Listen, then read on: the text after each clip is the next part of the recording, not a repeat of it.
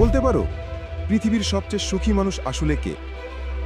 যার হাতে সোনাদানা আছে, নাকি যার কাছে টাকা পয়সার অভাব নেই? কিন্তু শোনো, সুখের আসল রহস্য একদম ভিন্ন। হারুন নামের এক সাধারণ মানুষ ছিল। তার মনে সবসময় একটি প্রশ্ন ঘুরপাক খেত, পৃথিবীতে সবচেয়ে সুখী মানুষকে? তার কাছে যাই থাকুক না কেন, সে তাতে সন্তুষ্ট ছিল না। মনে হতো যদি আরও কিছু পেতাম তবে হয়তো সুখী হতাম। অতঃপর একদিন সে বের হলো সুখী মানুষ খুঁজে বের করার যাত্রায়। অনেক ঘুরে সে পৌঁছালো বারজুক শহরে। বারজুক শহর ছিল ধন সম্পদে ভরপুর।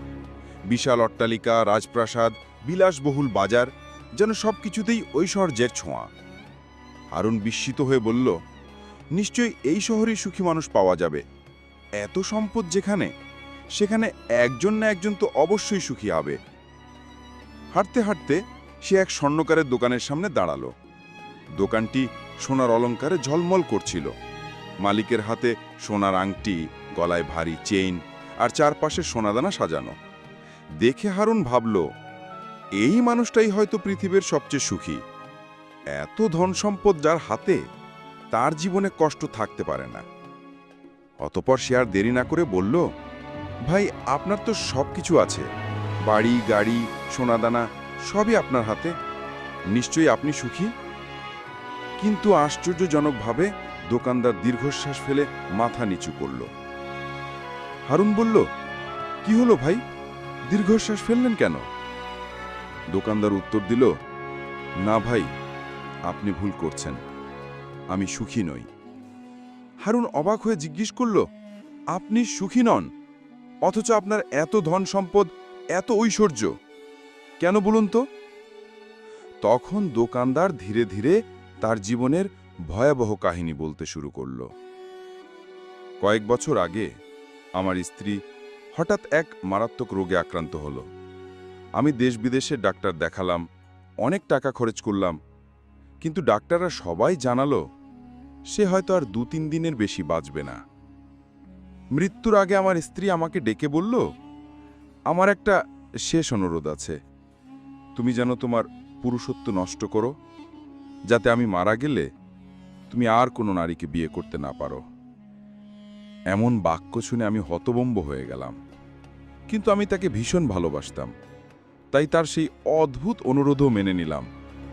ভেবেছিলাম যদি স্ত্রী মারা যায় তবে আর অন্য কাউকে বিয়ে করব না। এজন্য আমি আমার পুরুষত্ব নষ্ট করলাম। কিন্তু আল্লাহর অশেষ রহমতে হঠাৎ করেই আমার স্ত্রী সুস্থ হয়ে গেল। আমি আল্লাহর শুকরিয়া আদায় করলাম, মনে করলাম এখন আমার জীবন সুখে ভরে যাবে। কিন্তু বাস্তব সম্পূর্ণ ভিন্ন হলো। কি ভাবছেন, সে আমাকে ছেড়ে চলে গেছে? না ভাই, চলে যায়নি, বরং তার চেয়েও বড় কষ্ট আমাকে দিচ্ছে সে। এখন সেই স্ত্রী আমার বাড়িতেই থাকে, কিন্তু পাশের ঘরে অন্য এক পুরুষের সঙ্গে রাত কাটায়। তাহলে আপনি বলুন ভাই, এত সোনাদানা, এত সম্পদ থাকা সত্ত্বেও আমি কিভাবে সুখী হব? দোকানদারের এই হৃদয় বিদারক কথা শুনে হারুন স্তব্ধ হয়ে গেল। এত ধন সম্পদ, অথচ কোনো সুখ নেই। সেদিন হারুন উপলব্ধি করল, সত্যিকারের সুখ টাকা পয়সা, সোনাদানা, রাজপ্রাসাদ কিংবা গাড়ি বাড়িতে নয়। সুখ হল আল্লাহর ইবাদতে, অন্তরের প্রশান্তিতে, আর হালাল পথে জীবনযাপনে। যে মানুষ আল্লাহর সাথে যুক্ত থাকে, তিনিই পৃথিবীর সবচেয়ে সুখী মানুষ। প্রিয় দর্শক, আমাদের এই গল্পটি ভালো লাগলে চ্যানেলটি লাইক ও সাবস্ক্রাইব করবেন। এমন আরও গল্প শুনতে আমাদের সাথে থাকুন।